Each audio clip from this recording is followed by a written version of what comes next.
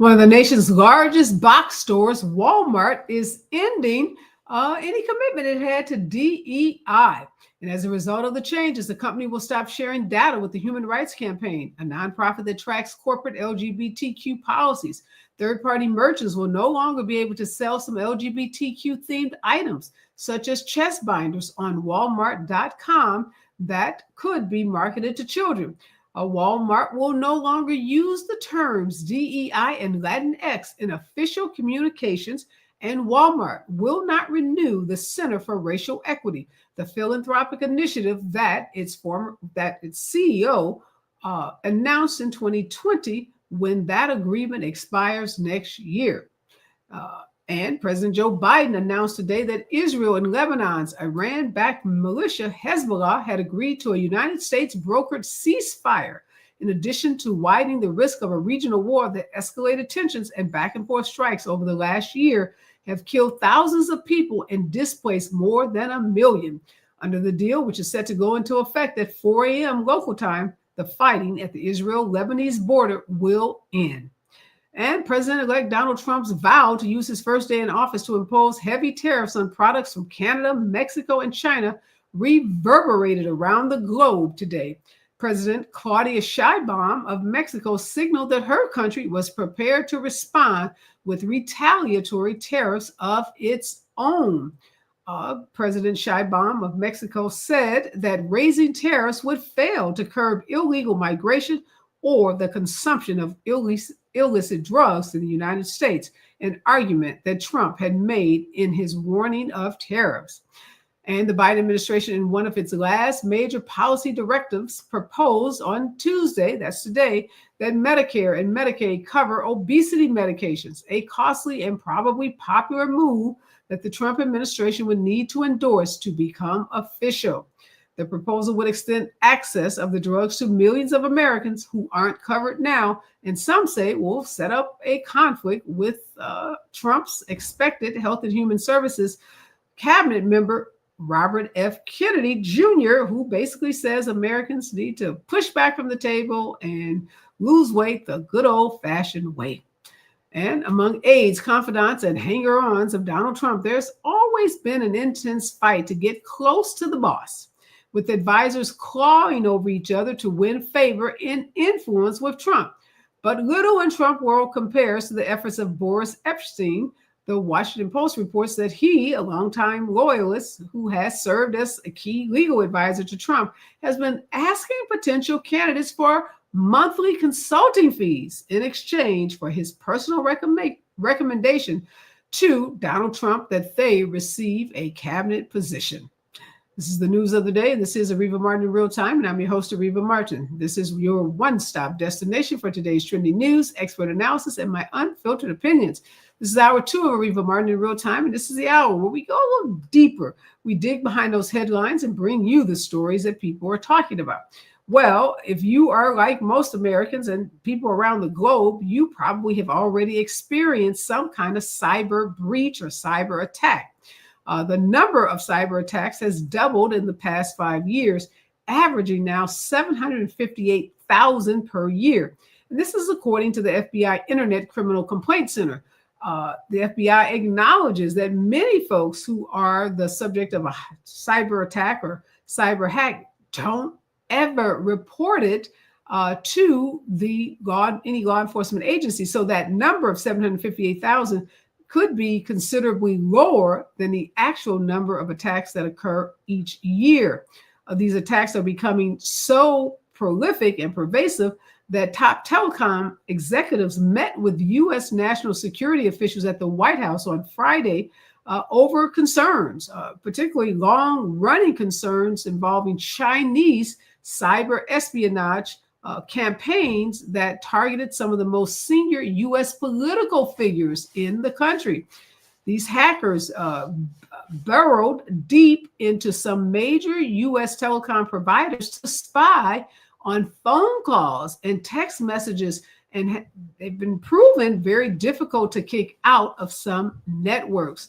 Now, this hack is shaping up to be one of the biggest cyber and national security challenges facing the incoming Trump administration. Here to help us make sense of this is Andre Brock. He's Associate Professor of Media and Communication at Georgia Institute of Technology, and Anthony Perry. He is the Director of Cybersecurity at a Fortune 500 company. When we come forward, Mr. Perry and Professor Brock are going to help us understand what we need to do to keep ourselves safe in this moment of heightened cyber attacks, because we are all constantly sharing so much personal information when we go online to shop, when we use our credit card online, when we call friends on our cell phone, when we use Siri and other apps that help us get directions and help us do Google searches. We're constantly putting our personal and private information out on the internet. And we've heard of these horrific stories of people saying, their Facebook page has been hacked, their social media pages have been hacked, their emails. This happened to employees at one of the companies that I run. Actually, we get some financial deposits into our bank account, and our director of finance got an email saying that they had been notified that we no longer wanted to receive our deposits into this bank account. And as a result, they were going to be changing the bank account where our deposits would be made. Now, this was someone that had hacked into our database, into our email system, and was trying to manipulate our banking so that monies that would come into our account would be diverted into some account, presumably that these hackers controlled. And fortunately, we were able to catch that, discrepancy and report it to law enforcement and prevent the diverting of our funding. I even also had a personal assistant a couple of months back, probably even almost 6 months ago, and she got a series of emails saying that I was directing her to go out and buy these gift cards to the tune of like $1,500 to $2,000 in gift cards. And I was, demanding that she do it on the spot. I was giving her these very explicit directions, and it wasn't me. I was not communicating with her whatsoever. I wasn't directing her to go buy these gift cards. And sadly, this woman, believing it was me and had just started working for me, went out and bought the gift cards. And we had to go through this whole process of trying to get her money back and reporting it to law enforcement. So, this is happening more and more to everyday people that we know, and maybe even some of us. So really happy to sit down with Anthony Perry and Andre Brock to make sense out of what is happening. Why is it happening now? What can we expect? And how do we protect ourselves, our identity, and most importantly, our data? So when we come forward, more from KBLA Talk 1580, and we're going all in on cybersecurity and cyber attacks. Stay with us. Listening to Areva Martin in real time on KBLA Talk 1580.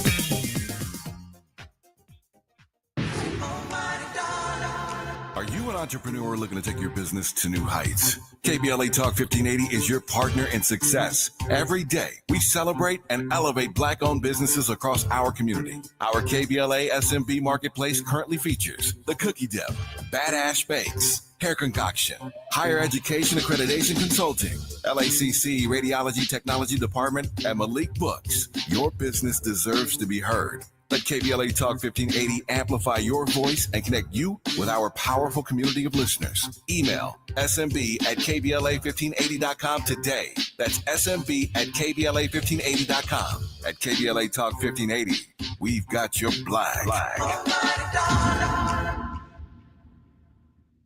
Our daughter Jessie loves playing detective. A clue.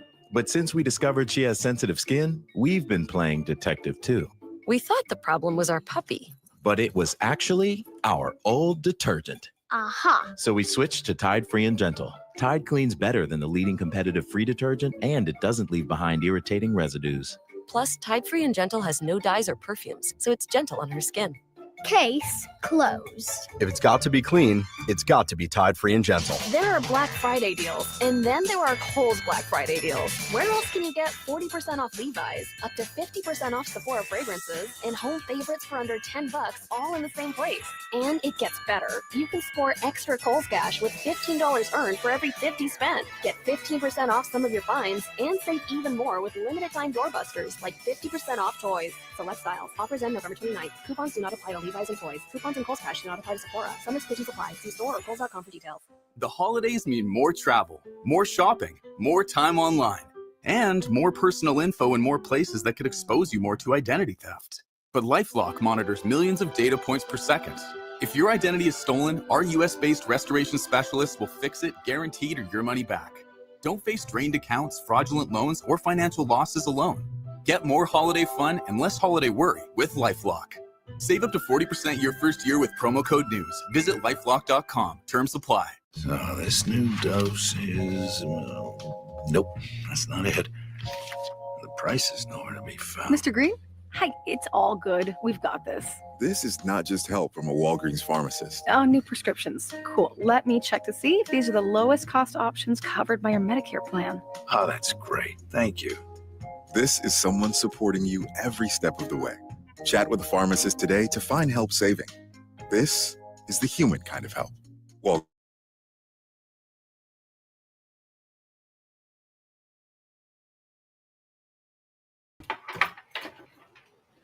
We're back, and in this hour, we're going all in on cybersecurity and cyber attacks with Anthony Perry and Andre Brock. Welcome to the show, both of you. Let me start with you, Anthony. Why, in this moment, do we have this increase, almost doubling in the past 5 years, of cyber attacks? Is there something going on that is making U.S. Governmental officials, U.S. companies, and just everyday people more susceptible to these types of attacks? Areva, first of all, let me say thank you. It's definitely a pleasure to be here with you and your viewers and listeners. I think it's commonly what occurs with most criminal activity. Criminals, they make moves just like we make moves. So just like you see AI being used in the mainstream, we've got better crafted phishing emails because of AI. So there's those opportunities to generate revenue and exploit people. So therefore, hey, from a resource perspective, it doesn't necessarily take a lot of resources. Some might say that it's even less risk than taking a gun and running into a bank. And I can, from my computer here, I can be anywhere in the world. So especially with countries that don't necessarily enforce cyber laws or with law enforcement, then I have very little threat of retribution. So I think you see the criminals doing that. Are there any particular countries that are, more, aggressive, I would say, where you see more activity coming from that country? I'm thinking about, 10 years ago, we used to get these emails, right, coming from folks that were traced to African countries where people were asking you for money, saying they were stranded on a vacation and you needed to send money. And catfishing people. We would hear about people falling in love and someone saying, hey, I'm stranded on a boat and I need you to send me $10,000. So are there particular countries where you see more of this activity? Of course. The one that you're talking about, of course, that I've used to hear all the time is Nigeria, because in these countries, a lot of times they don't, their cybersecurity laws, they don't necessarily enforce.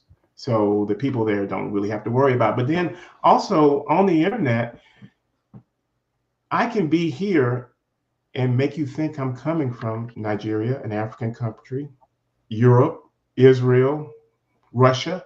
So understand that we can bounce all over the place, but there are places that we see higher risk. Some of those might be some of the African countries, some of those China, some Russian, different countries in Europe, all over South America. So just depends. So Professor Brock, we are on our phones, on our computers. We are constantly putting our personal information out, whether we're booking a flight, booking a hotel room, purchasing something on Amazon. It is so ubiquitous, the use of our data. So I would think that all of us on any given day, any given moment are probably targets. We're always vectors for cybersecurity breaches because, like you just said really well, Thank you for having me back, Areva. It's good to see you again. Your hair is hair, and I like that. But we're always targets for cybersecurity breaches because we are constantly on our phones, and because we get this information glut of information being pushed at us through notifications, through waterfall feeds. We're not always careful when we respond to things like social engineering attacks, like you described at the top of the hour, where your employee thought she got an email from you, right? And in the heat of the moment, she just got hired. She don't want to her boss to, think she's a slacker. She went and did the most, right? And ended up putting a dent in her own pockets. And so it definitely this information environment definitely does a lot to make us vulnerable above and beyond what normal precautions we might have already decided to take with respect to our devices and our web browsers and our computers. So we just got out of this very contentious presidential election, Anthony, and we know one of the reasons these telecom CEOs or executives have been summoned to Washington, D.C. is because there's some, I guess, intelligence that high-level government officials and elected officials and politicians have been targeted, and folks are breaking into their phones and photos and text messages and phone numbers.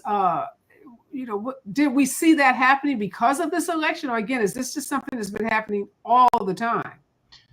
This is something that's been happening all the time. You have to understand, when it comes to nation states, Russia, China, North Korea, they are constantly working to get into our systems. They are constantly burrowing those holes into our systems, sometimes laying in wait. So on the average dwell time, which means a bad actor has been in your network, if you're a large corporation, sometimes it's as much on average as 100 days. Sometimes it can be years.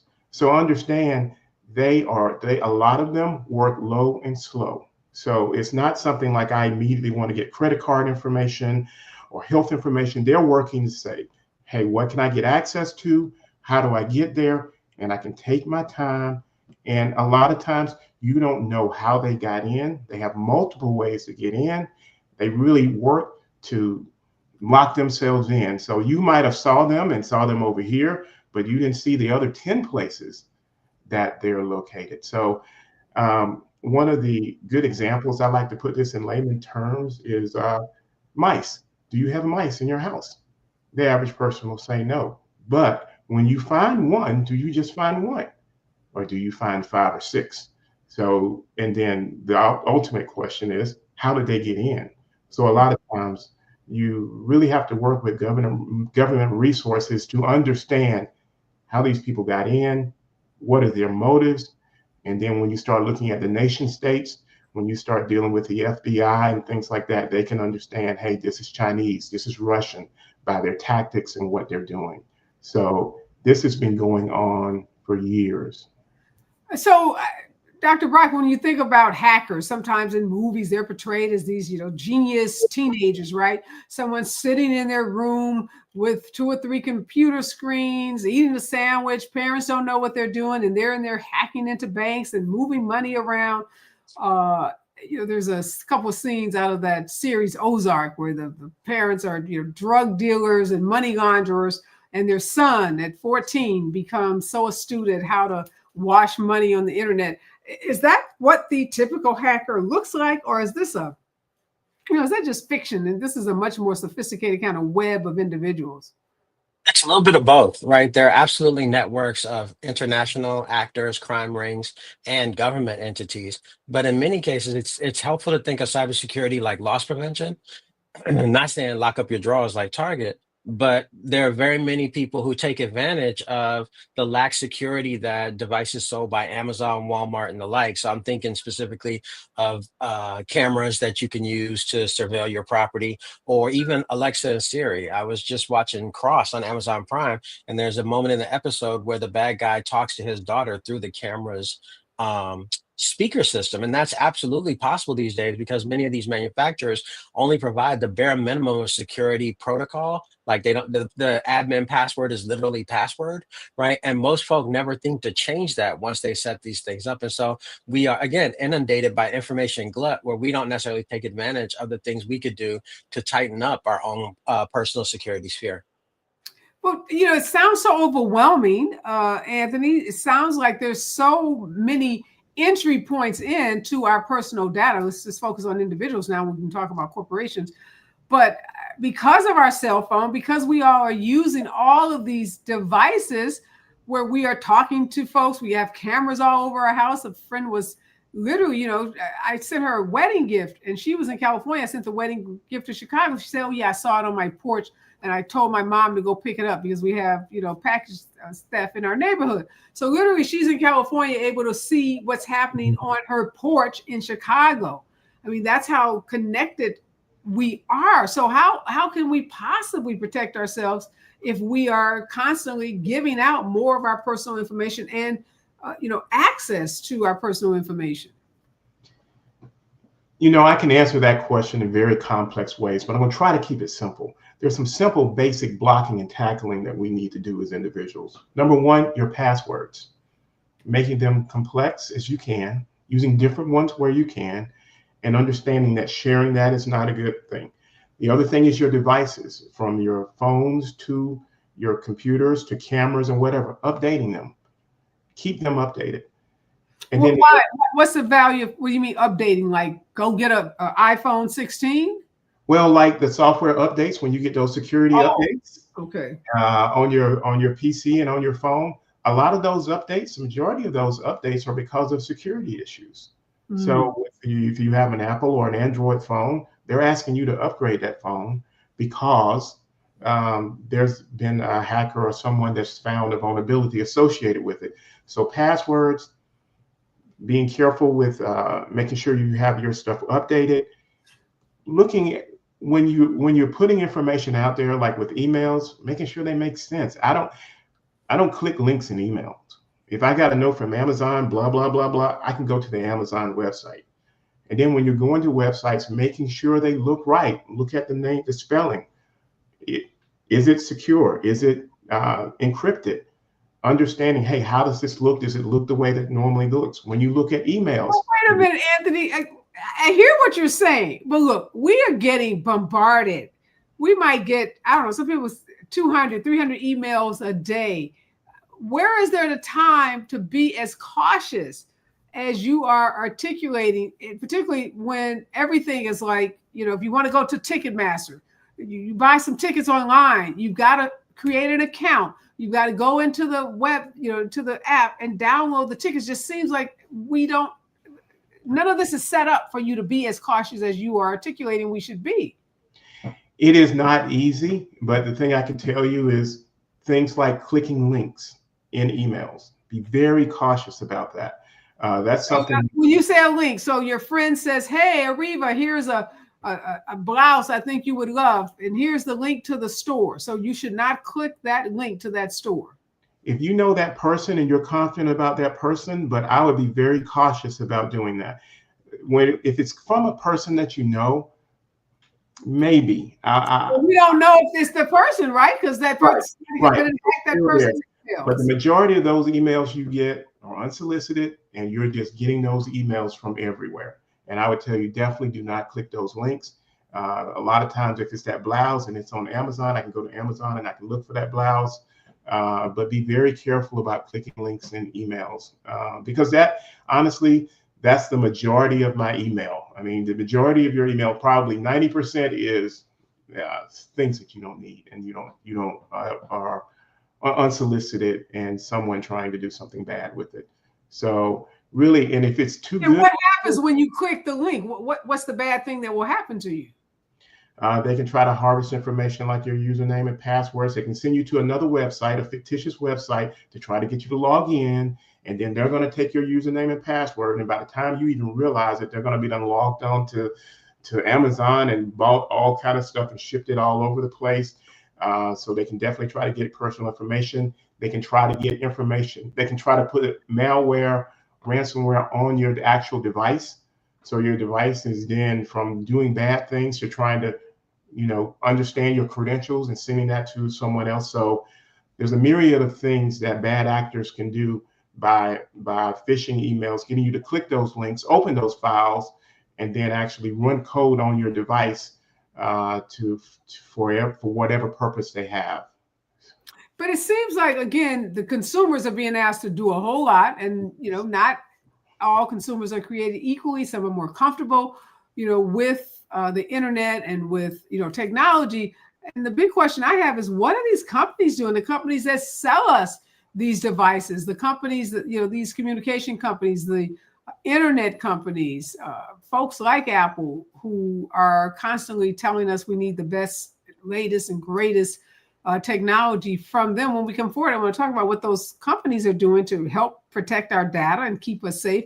And also, Dr. Brock, about social media, because social media seems, the DMs that you get, talk about links. I get a gazillion DMs from folks that I don't know trying to communicate with me. And that seems like, I would imagine, another way that people can gain access to your information and potentially your identity. When we come forward, more on cybersecurity and cyber hacks right here on KBLA Talk 1580. Stay with us. More of Areva Martin in real time when we come forward.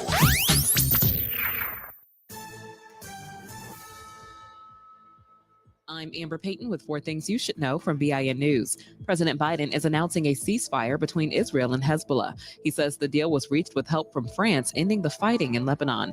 The Iran-backed militant group has been fighting with Israel within Lebanon since the Hamas attack on Israel on October 7, 2023.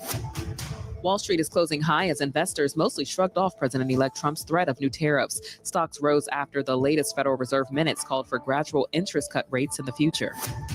Things are looking pretty good on the Tuesday before Thanksgiving. So far, there are just 58 canceled flights in the U.S. and about 1,400 delayed flights. Denver has the most, but that's with just 6 canceled flights and 29 delays. And the James Brown Family Foundation continued its 30-year Thanksgiving tradition Monday, giving out 200 turkeys and sides in Augusta, Georgia, a tradition started by James Brown in 1991. Get BIN News on demand 24/7 at BINnews.com. Tough drive out of Duarte on the 210 westbound leaving Buena Vista. Delays taking you ahead all the way to the 5 as you continue into Newhall. The eastbound side of the 210. Huge delays here. And that starts all the way out of Lakeview Terrace from almost the 118 freeway. You remain on the brakes in stretches as you continue ahead all the way to the 57 in San Dimas. More slowing in Upland from Baseline as you travel all the way towards the 210 freeway. Also extremely difficult is the 15 into the Cajon Pass. Northbound delays from the 210 all the way to the 138. Southbound backing up off of the 395 out of Hesperia all the way to Cleghorn. And Anaheim 91 eastbound loads up at the 57 freeway to Green River. Looking for a better way to get around LA? SoCal 511 gives you real-time traffic alerts to help you find faster ways around LA County. It's free and helps motorists easily find fast track and roadside assistance services. Visit SoCal511.com or dial 511 on your phone.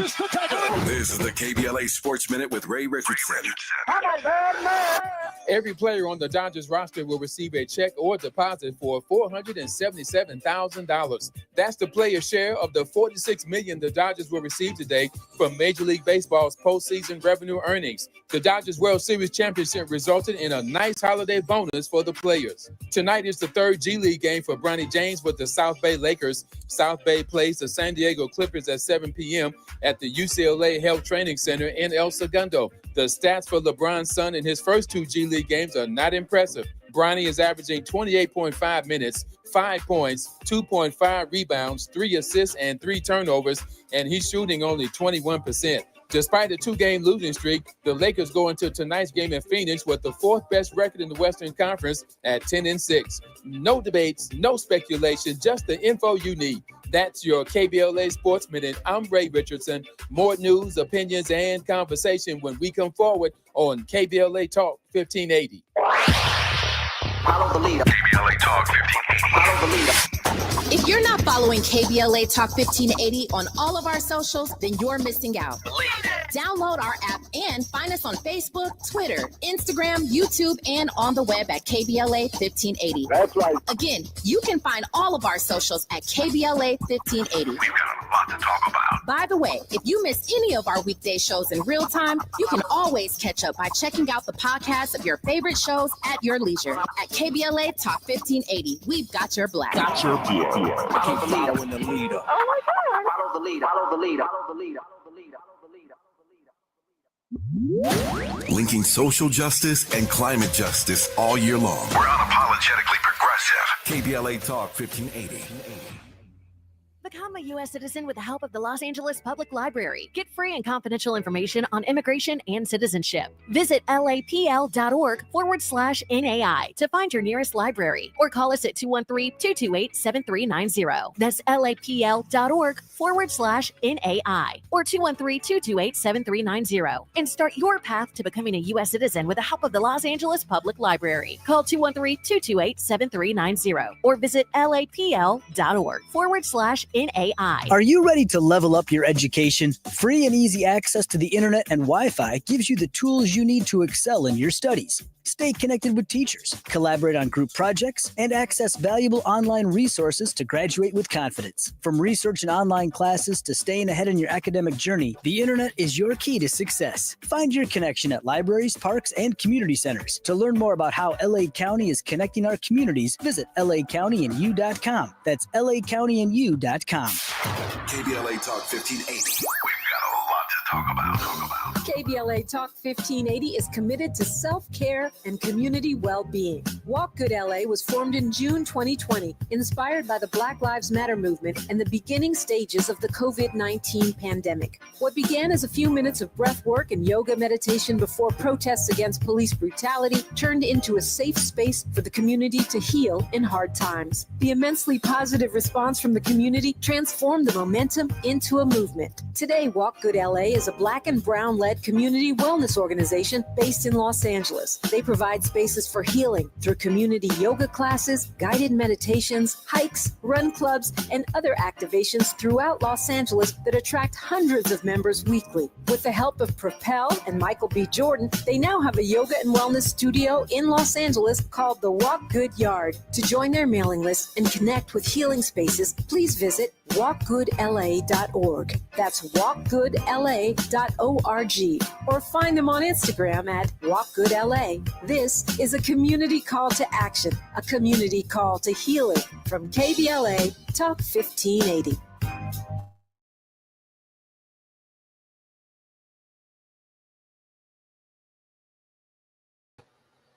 We're back, and Anthony Perry, Director of Cybersecurity at a Fortune 500 company, is joining us. So is Andre Brock. He's a professor of Media and Communication at Georgia Institute of Technology. So, Professor Brock, if you're on social media, you have likely gotten a DM from someone. You've been reached out to by someone either on your X account, your Instagram, your Facebook account. How scary is that, responding to folks that you don't necessarily know on social media, just even having ongoing conversations with folks through your direct messaging portion of your apps? So I don't actually deal with a lot of that, in part because I pay attention to my information hygiene.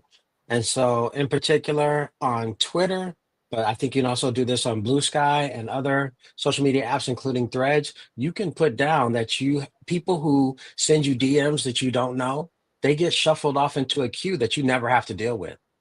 I know people who have queues that are like that, especially women, that are thousands of messages long of guys dying to contact them, and folk just ignore them. Like, that's one of the things that Brother Perry was talking about. Know who you're in conversation with. And so both Twitter and Blue Sky, because I'm now fiddling with Blue Sky, have it to where you have to be a mutual, right, before you can get in my DMs. And I think that's super important because it trades on something that we have in real life. If I can recognize your face or at least recognize your patterns, then you can pass me information. Other than that, no.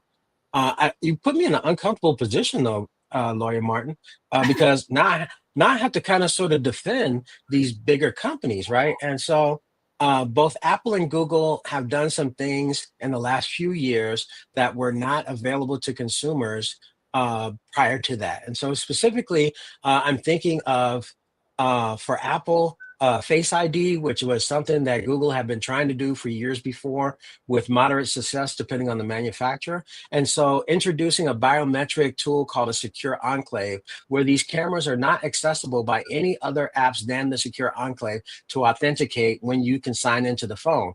And this has been built up into this thing where Apple now says you can assign a passcode to any app or service that you use on a regular basis. So if my example is Gmail, right, or any Google service, when I try to sign into Gmail or Google on any device that I have, it will ask me if I want to use the passcode that I've already generated, and it will scan my face.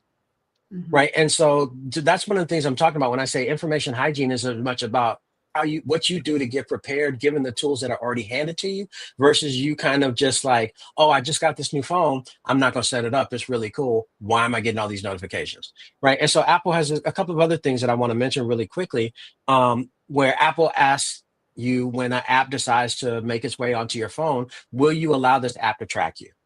Right. So you ask this answers both sides of your question. What are the companies doing to protect us? And how much do the companies who want to dump information on us hate this? They hate it so much. They hate it so much. Right. Because now they don't get access to a lot of the information they would normally use to sell us things or to sell us to other manufacturers. And I think that's a crucial component. And the last thing I'll say, and I want Brother Perry to jump in on this, is that there was recently a transparency report was recently released, something we usually don't get to see. And I believe it's by a company called Celebrite, who is notorious, an Israeli-backed company. We can talk about that too, right? Who is notorious for selling gray market or kits. And by gray market, I mean they're not designed by the manufacturer, they're not government, they're kind of existing in a legal gray area where they break into phones. And over the last 4 generations of iPhones, so we're at 16 now, back to 12, they've had less and less success with breaking into your phone. Same thing with the Google Pixel phones. I can't necessarily speak for Samsung, although Samsung has its own version of Secure Enclave. They've also had less and less success. So I think it's important to talk about how random 14-year-olds can break into your phone. But I also think, given how some of us support people who are protesting the way that things are going in Palestine, that we also have protection against how governments want to. And I'm saying this in particular because the city of Atlanta, Fulton County, tried to put a RICO on Palestine protesters here, and they claimed that because it was a RICO act, that they could access their communications because they felt that they were dealing in a criminal enterprise, but they could not get into their phones. They could not get into them, and so they had to drop those charges. And so I think it's keep the third eye open, right? Keep and swivel your neck as rapidly as possible, because there are many different threat vectors, and focusing on simply the ways in which we don't necessarily weed our garden will often lead us open to the ways in which governments take advantage of our same incapacity. Because I'm not going to say we don't know, we just don't take time. Our incapacity to monitor our devices and keep our own stuff locked down for our own protection. Really great points, because I do think there's this sense that we are not being protected by big companies. And you're saying, Professor Brock, that the companies perhaps have done more than we give them credit for. Anthony, where are you on this issue? Are the companies doing the most? Can they be doing more? What should we as consumers be demanding from them? I think they're doing more than they used to. I think there's still room for a lot more. They see the data. They understand your data. And just like they can tell me, hey, you're going to Chick-fil-A this morning when I get in my car and crank up my car and say, you're going to Chick-fil-A, they see a lot more. They see things that happen with bad actors. They see things that are vulnerabilities. Some of that you see today, like with your cell phones. And I can talk about the Apple cell phones that can say, hey, we see your password showed up on a bad list. We know this password has been compromised. We advise you to change your password. That's great. That gives the consumer information that's easily consumable, and they can easily change it. The mechanisms on the phone by which you can keep the password. Of course, we say for every website, you need to have a different password. How many passwords can you remember? That technology there really helps and aids you being more secure. The authentication, we really, in the cyber world, like multi-factor. We like to see, hey, tell me your password and something starting to look at your location, where you're coming from, trying to see, hey, this all looks like Anthony, but it's coming from Russia. I don't think this is Anthony. So the companies are doing the companies are doing more, but there's always room for improvement. And I think that push for that improvement for us as consumers is critical. I remember years ago with cell phones, when it was clear somebody stole my cell phone, but the companies would not help you. This cell phone was stolen, and it probably 2 days later showed up on your network, and that cell phone was not that person's cell phone, but we can't tell you. We don't get into that. So a lot better, but a lot of room for improvement. Let me ask you this. So Dr. Brock brought up, these notices that we get and this location indicator. So every time you go onto a new app or you're trying to do something on the app, they ask you, can I know your location? Can I turn your location on? Can I send you notifications? Are those dangerous? Should we always say no to location? And should we say no to notifications? Why does Google need to know where you are when you buying shoes? Well, let's talk about Uber. You're in a new city and you are trying to order your Uber, and Uber wants to know where you are, or Uber Eats wants to know where you are. So Uber is a problem just in general. Uber's a problem just in general. They've always had a really unscrupulous relationship with the data that's generated by your use of the app. They used to have this thing called God mode that was written about in Wired about 6 or 7 years back, where the people who worked at Uber would watch celebrities taking rides and where those celebrities were going, and then dish on those destinations to journalists, right? And so there are some things you simply can't protect. And I would even question whether Uber and Lyft are something that we actually need, right? But they have definitely disrupted the transportation infrastructure to where many people use them. But there are some things which you can say, yes, say you can have my information. Safari and Chrome say, how many days can I have this information? 1 day, right? No more than that, just as long as you need it. Don't give anybody unlimited access to you, right? We could talk about the ways that domestic violence situations happen because abusive partners say you must share your location with me at all times, right? And think of it in the same way, like unscrupulous people will take advantage of your willingness to share, right? But you have to be diligent on your own behalf. Sorry, Brother Perry, I might have cut you off. But wait a minute, let me ask you this, Dr. Brock. So oftentimes you'll see people on Facebook like checking in, right? They're checking into their location. They're letting you know, I just, showed up at USC, or I just showed up at Red Lobster. Is that also not a good thing to do?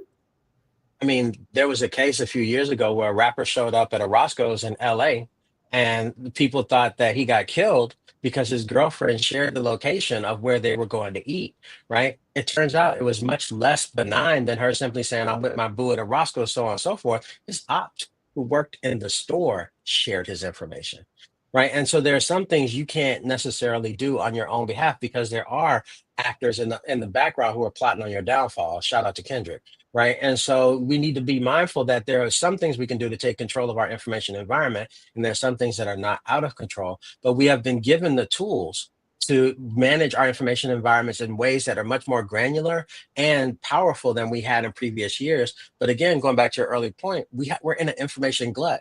How many emails did you get from Kamala, right? How many text messages did you get from her? Right. And so when you keep getting inundated with messages that aren't of any use to you, sometimes the ones that are bad for you will slip in between the cracks. Yeah. So go ahead, Anthony, you want to jump in? I wanted to bring in the multi-generational part of this and remembering we're in the middle portion of this, but don't forget our kids and our parents and our grandparents. And so this can be a challenge for us that are at our prime trying to keep up. So imagine those younger people that don't know to protect their information, that have predators there. And don't forget our parents and grandparents and older relatives that have the use of the technology, but from a security perspective, from a safety perspective, don't understand those principles as well. And it's a difficult place for them. So we need to make sure that we're covering them and taking care of them. When we come forward, we'll talk about again how we all need to be healthier. I think you're calling it our internet hygiene, Dr. Brock, because I just feel like most people aren't thinking about any of these principles, and it's the holidays and identity theft. And I had noticed from my bank saying that someone was trying to charge $8,400 at a hotel in Washington, D.C. And thankfully, the company, to your point, Dr. Brock, instantly said, we don't recognize this. If is this you or no? And I said no, and they cut that card off, obviously denied that charge. I don't know how the people got out of the hotel. But the ways in which people can steal your information, I'm like, how could these people even have access to my credit card? I mean, it's really scary when you think about it. So much more to talk about when we come forward on cybersecurity and cyber hacks. Stay with us, KBLA Talk 1580.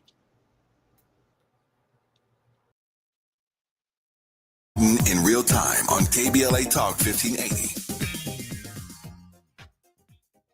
Have you heard of the 50-30-20 rule? This can help you spend and save your money wisely. So how does it work? Distribute your dollars into 3 buckets. 50% towards needs, 30% towards your wants, and 20% goes to savings. Use this tool to help your journey to financial success. Sponsored by JP Morgan Chase & Company. Ready, set, shop.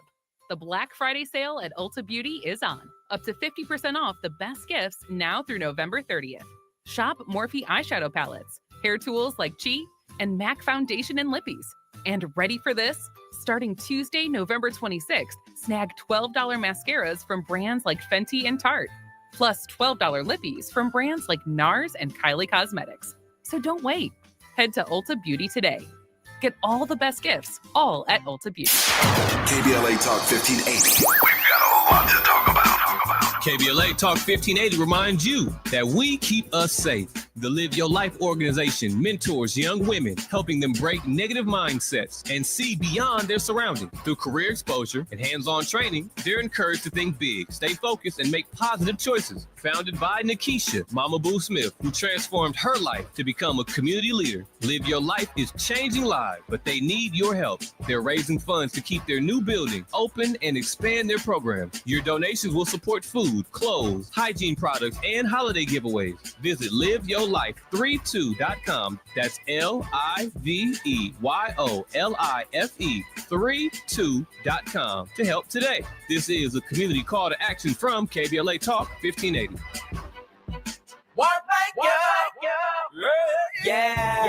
The California Crusader newspaper would like to thank all of our subscribers for their support throughout the years, proudly serving the South Los Angeles and South Bay areas for more than 40 years. The California Crusader is a multicultural, Black-owned, adjudicated newspaper that focuses on providing newsworthy information to the people in our community.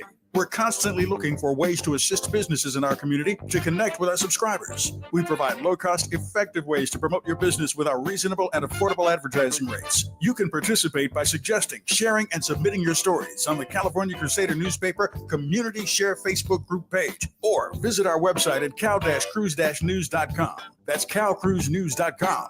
Then click on the Submit Now button located on the top right corner of the homepage, or text CCN to 42828. Again, text CCN to 42828. The California Crusader newspaper, working together to build a better community for our future. Subscribe today.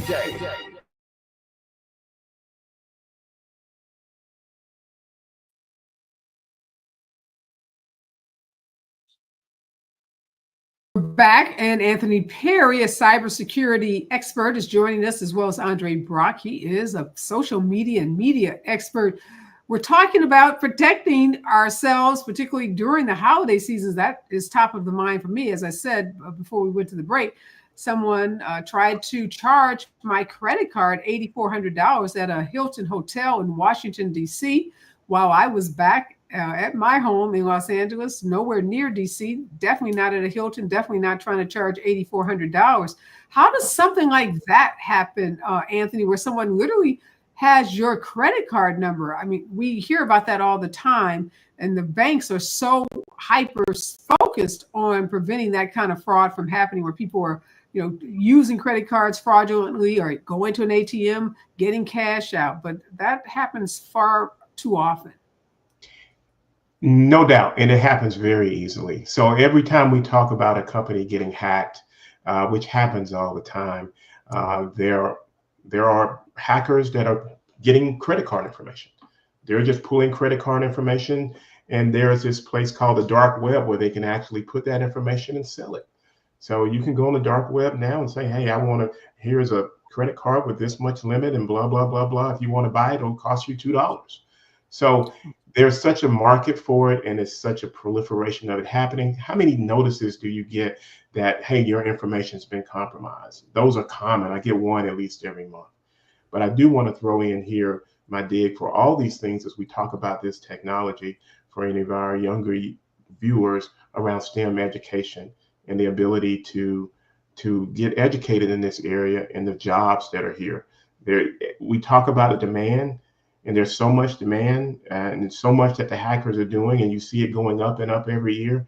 But just on the other side, on the good side, there's so many jobs and so many opportunities for for our people to have jobs and very profitable jobs and very profitable careers.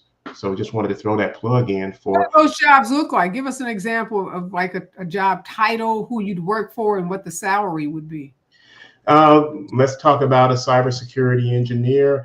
Now there are programs that actually have cybersecurity. So you can go to most of your major colleges and you can find cybersecurity programs. You can find them online. So your typical cybersecurity analyst, you can start talking about starting salaries of anywhere from $60,000 to $80,000 a year. You can look mid-career, probably 5-6 years of experience of $120,000 a year.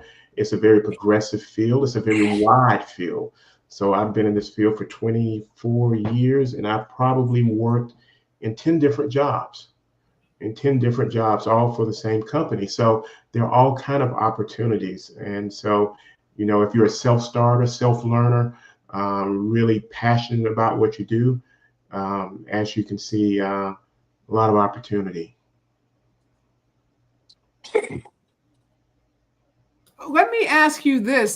Thank you for sharing those jobs. Young people don't have to be young. I assume they're available to anyone. That is true.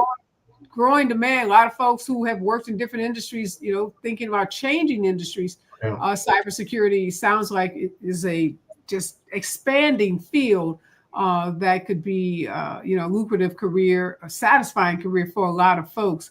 What advice, Dr. Brock, in the holidays, you mentioned Blue Sky, that's the, I guess, social media platform that wants to replace Twitter, since Twitter, now X, is under the thumb of Elon Musk, and he has shown us who he is, so we better believe him. So a lot of folks moving over to Blue Sky. What about folks who are active on social media? Any advice for them in terms of, you know, as we go into the holidays, trying to keep their personal information secure, whether it's on Blue Sky or X or any other platform? Again, the key is information hygiene. In the rush to Blue Sky, people have been friending folk or following folk who they don't really know because they want to say they follow all the Black people. And so people have already been exposed as being scammers, being known sexual abusers and predators, DV perpetrators. And so it's really incumbent to slow your roll. Just basically follow people as you get to learn about how they interact with others online, as opposed to trying to build up your account as quickly as possible to get as many followers or to find as many people to follow.